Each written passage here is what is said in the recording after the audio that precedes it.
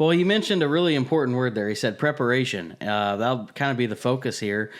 As we talk, it's the week of July 21st. And so we've got a little ways yet until deer season opens for archery, October 1st. But, man, how important is the time right now? Just for preparing for the season.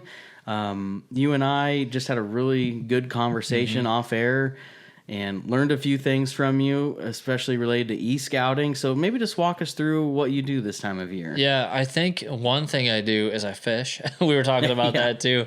So I think I even take like a mental break, I guess, from the that stuff. But I think then I get to about this time of year. My wife would tell anybody this. I go in like weird cycles of like deer hunting season, turkey hunting, sheds, all those things. My mind kind of goes in a cycle, and it never really goes off of deer hunting because that's like what I've found to be my true love. But the mental side is what I think about right now. And then even getting your bow out, shooting it. If you do need to take it in, it's a great time to like, hey, get your bow into the shop if it needs to be tuned up at all. Or even at your house, shooting your bow in the backyard, whatever you need to do. And then I think there's an aspect of like, it depends on what your situation is. Like some people have a lot of land that they manage and they've been working for months, on food plots and stuff. Some people don't have a lot of land and it's still okay to like, in my case, my next step is going to be on the places that I do put a few food plots in, like back in Illinois, a few places here in Iowa. We're going to hit that in hopefully a timely rain in early mid-August. But we're going to prepare by getting stuff sprayed, burned, whatever we're doing to get that prepared, that seed bed a little bit.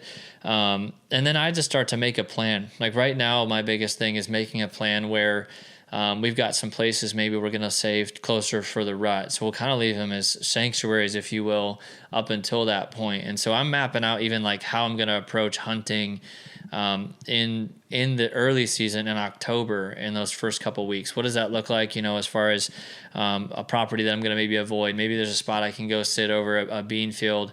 I know I've got a preset stand in a cedar tree that's a really fun sit. And it's really hard to hunt it when it's corn, but that's beans this year. And so like I'm going to intentionally make a sit there at some point if I'm really itching on a nice night, that I won't go into like maybe a spot that I know I want to wait till like a rut funnel or something like that and not put too much pressure on it. So those are the things I think about. I'm starting to map out that in my mind.